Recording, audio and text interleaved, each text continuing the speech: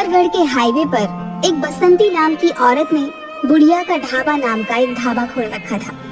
बसंती की जुबान थोड़ी तीखी थी, लेकिन उसका खाना उतना ही लजीज होता था। यही कारण था कि उसके ढाबे में हमेशा भीड़ रहती थी। ढाबे में मंगलू नाम का एक लड़का भी काम करता था, जो कि ऊंचा सुनता था, जिसकी वजह से सर्विस हमेशा इधर की उधर हो जाती। बसंती के ढाबे के बगल ही एक बदमाश गबरू ने भी ढाबा खोल रखा था।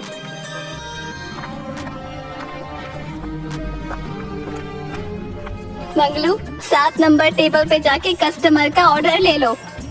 60 नंबर टेबल तो अपने ढाबे पर है ही नहीं, तो फिर ये ऑर्डर किससे लूं? बढ़िया सठिया गई लगता है।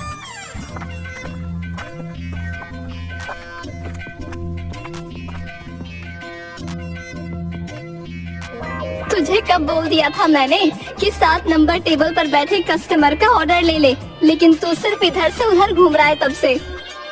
मालकिन मैं तब से 60 नंबर टेबल ही खोज रहा हूँ, लेकिन अपने यहाँ तो लास्ट 12 नंबर की टेबल है। हे भगवान, इसका ऊंचा सुनने की आदत एक दिन मेरा बीपी बढ़ा देगी। चल उधर जा तू और ऑर्डर डिलीवर कर। और हाँ, इस टेबल पर 4 रोटी ला कर दे। हाँ भाई, ये लो। किसने मांगी थी अचार और रोटी? अचार रोटी नहीं पगले, 4 रोटी देने को बोली थी। हाँ, तो जोर से बोलना चाहिए था ना। अब कितना जोर से बोलूं? तेरे लिए एक माइक लगवा दूं क्या?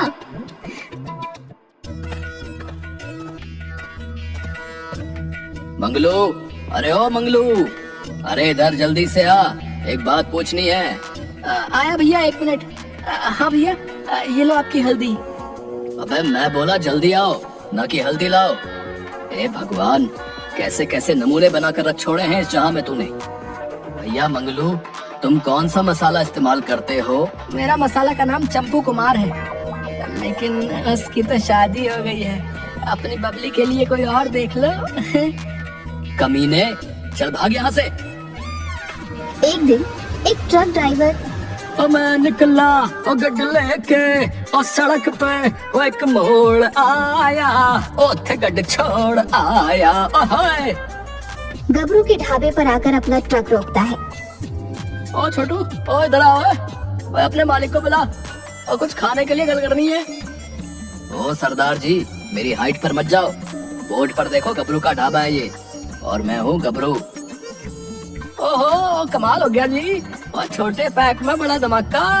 और कोई ना गबरू जी, तुझसे सानू रोटी खवाओ। अगर रोटी पसंद आ गई तो मेरी पूरी यूनियन के ट्रक यहीं खाना खाया करेंगे। ओ जी बैठो, आप बैठो, देखो मस्त खाना खिलाता हूँ आपको। ओ दत्त तेरे दी हैं? ओ यार, सारा मूड खराब कर देता। ओ आज की खाना बनाया तुझसे हैं? और 4 दिन का बासी खाना खिला देता यार। माफी सरदार जी, लेकिन खाना आज ही बनाया है, हो सकता है थोड़ा बहुत नमक ऊपर नीचे हो। अबे तेरे कद की तरह तेरा दिमाग भी काम नहीं करता क्या है? एक निवाले ने सारा सिस्टम ऊपर नीचे कर देता, और तू बोल रहा है थोड़ा नमक ऊपर नीचे। और सरदार जी गुस्से से ट्रक में बैठ जाते हैं। तभी उसकी नजर बुढ़िया के ढाबे पर पड़ी। ओ तेरी दी, और सारी महफिल तो यही लगी हुई है, और मैं भी बेवकूफ जो यहाँ खाने रुक गया। चलो बुढ़िया के ढाबे पर चलते हैं। आओ आओ सरदार जी, की खाओगे तुसी? ओ आ गया माई जी। ओ जी, आपके पड़ोसी ढाबे वाले ने तो आज गजब का खाना खिला देता।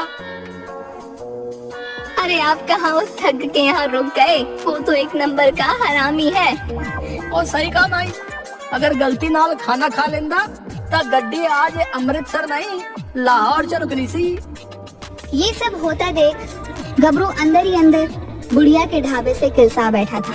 एक दिन गबरू का दोस्त चिंटू चटोरा गबरू के ढाबे पर पहुंचता है। देख भाई चटोरा, अगर पैसे देकर खाना खाने आए हो तो रुको, नहीं तो उधार मैं नहीं दे सकता। एक तो सारा कस्टमर बगल में चला जाता है, वैसे तू भी तो पूरा दिन कैमरा लिए इधर उधर झक मारता है। मेरा कोई काम ही कर दे, किसी तरह बुढ़िया के ढाबे की रेसिपी पता चल जाए। हो सकता है, सब हो सकता है।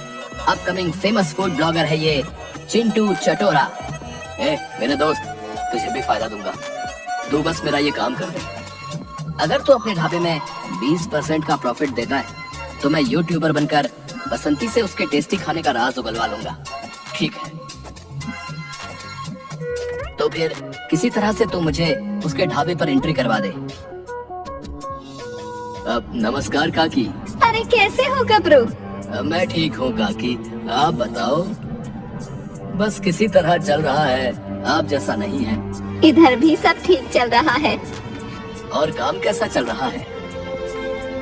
अरे हाँ, काफी दिनों से वो बस वही पुराने लोकल कस्टमर आ रहे हैं। मजा तो तब आएगा जब बाहर के भी कस्टमर आएंगे। मेरा एक दोस्त फेमस फूड ब्लॉगर है, अगर आप बोले तो उसे बुलवा दूं। रातों रात आपकी दुकान पूरे देश में फेमस हो जाएगी, लेकिन इसके लिए मुझे उसको 10,000 रुपए देने होंगे। अब क्या है ना, आज की दुनिया में कोई भी किसी के लिए फ्री में काम नहीं करता। ये तो ठीक कहा तुमने, उसकी चिंता मत करो, वो तो मैं दे दूंगी। तुम बस काम बनवा दो मेरा।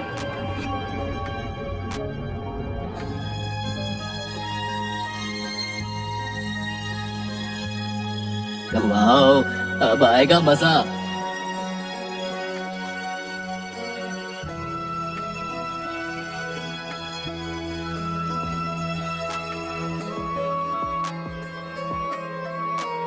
कौन कौन है वहाँ? कोई ना कोई तो है। कौन है?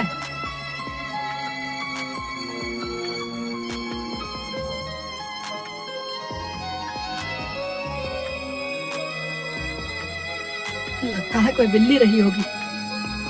नमस्कार दोस्तों, मैं चिंटू चटोरा आप लोगों के लिए भारत के सभी खजानों को साइड में रख के लेके आया हूँ।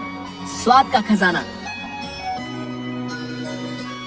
तो आज मैं आपको लेकर जा रहा हूँ फेमस बुढ़िया के ढाबे पर। आइए ढाबे की मालकिन बसंती काकी से पूछते हैं उनके इस बेहतरीन ढाबे के बारे में। काकी, आपके मन में ढाबा खोलने का विचार कहाँ से आया? मैं जब शादी के बाद ससुराल आई तो मेरे पति, सास, ननद और खासकर ससुर ने मेरे हाथ के बने भोजन खाने के बाद मुझे ढाबा खोलने का सुझाव दिया था। आप अपने खाने में ऐसा क्या मिलाती है जिससे आपका खाना इतना लजीज बन जाता है? जो मसाले सभी डालते हैं वही डालती हूँ। काकी, आप घुमा फिरा कर जवाब दे रही हैं। अगर वही मसाले डालती हैं, तो आपके पड़ोस का गबरू ढाबा का स्टाफ बैठकर मक्खी क्यों मार रहा है? वैसा कुछ नहीं है, मैं मसाले अपने कूट कर तैयार करती हूँ और खाने में इस्तेमाल करती हूँ। ब्रेकिंग न्यूज, बुढ़िया का ढाबा के लजीज खानों का सीक्रेट आज आप सभी के सामने है। वो एक खास तरह से कुटे हुए मसाले का मिश्रण खाने में यूज करती हैं। ऐसा बदतमीज आदमी है, ऑर्डर लेने की जगह पीठ घुमाकर ढीठ जैसा खड़ा है। क्या कोतवाल जी, बाहर भीड़ खड़ी है और 1 घंटे से पैर पसार कर बैठे हो, ऑर्डर भी नहीं दिया अभी तक। अजीब आदमी पाल रखा है। ढाबे के मालकिन को बुलाओ। हाँ, ये लो चाचा जी अपना माचिस, और हाँ, बीड़ी बाहर पी कर आओ। यहाँ बीड़ी, तंबाकू, गुटखा, पान, दारू का सेवन करना मना है। भाई, कोई है इस ढाबे में जो मेरी बातों को समझ सके? अरे कोतवाल जी, क्या हुआ? क्यों सर पर आसमान उठाए हुए हो? मैं तुम्हारे ढाबे में खाना खाने आया था, लेकिन ये लड़का तब से मस्खरी किए जा रहा है। मालकिन, अभी कोतवाल जी कह रहे थे कि माचिस लाओ, तो मैं माचिस ले आया। माचिस लाओ नहीं, मालिक को बुलाओ, ये बोला है कोतवाल जी ने। कोतवाल जी, माफ कर दीजिए, ये थोड़ा ऊंचा सुनता है। आप ये सब छोड़िए और ये बताइए कि आप क्या खाना पसंद करेंगे? यहाँ सबसे अच्छा क्या है? वैसे तो यहाँ सभी अच्छा है, लेकिन आज मैं आपको अपने यहाँ की स्पेशल थाली खिलाती हूँ। आप तो खुश है ना आप कोतवाल जी? बुढ़िया का मसाला यूज करने से गबरू का ढाबा भी चलने लगता है। उसके ढाबे पर भीड़ देखकर बसंती गबरू का राज पता करने लग जाती है। जल्द ही उसे पता चल जाता है कि गबरू उसके दुकान से मसाला चोरी करके अपने ढाबे में यूज करता है। बसंती अपने मसाले में जमाल गोटा मिला देती है। आइए सर, आइए मैडम, आपके लिए एक्स्ट्रा कुर्सी और टेबल लगवा दिया है। अरिया, जल्दी से सर मैडम को बैठाओ। आइए सर, आइए मैडम, बैठिए। कहिए क्या सेवा करूं?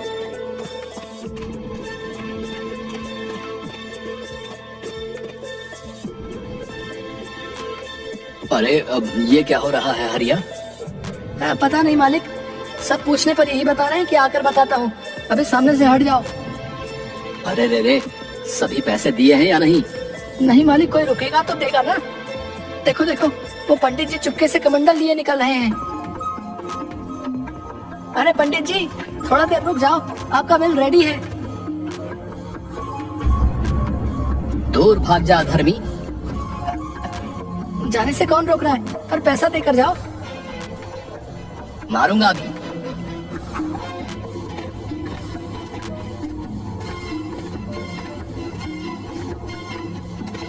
क्या हुआ, वापस क्यों आया? उन पर नजर रखने को कहा था ना। कमंडल फेंक कर मारा है उन्होंने, ये देखो सर फोड़ दिया मेरा। हाँ, अरे तो मुझे बुलाना चाहिए था ना, 2-4 लठ में ही सभी के होश ठिकाने लगा देता। ओ साहब, सब पे नजर रखने के कारण मेरे सर पर ये कमंडल पड़ा है। मुझे तो लगता है पक्का कुछ गड़बड़ है। इससे पहले कि वो यहाँ पहुँचे, पतली गली से निकल जाते हैं। मैं तो चला अपने गाँव।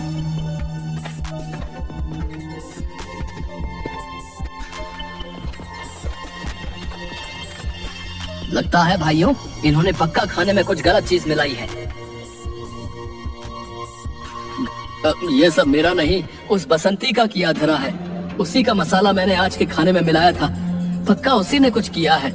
उसे पकड़ो आप सब और बंद करा दो उसका ढाबा।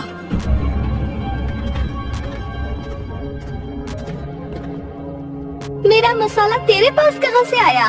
बता सबको कि कैसे करके तूने मेरा मसाला चोरी किया है।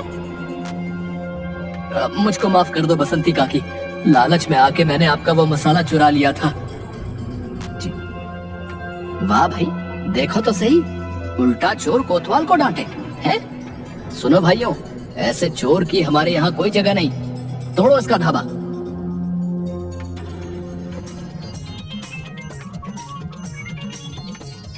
इसके बाद बसंती काकी के ढाबे पर खोई हुई रौनक वापस आ जाती है और साथ ही उन्हें ज्यादा लालच के कारण ब्लॉगर के सामने अपना राज उगल देने का सबक मिल गया। इस कहानी से हमें ये सीख मिलती है कि कभी कभी ज्यादा लालच के कारण हम खुद ही मुसीबत को मोल ले लेते हैं और किसी की भी बातों पर भरोसा कर लेते हैं। इसीलिए कभी भी किसी पे आंख बंद कर भरोसा ना करें और किसी को भी अपनी चीजें ना बताएं।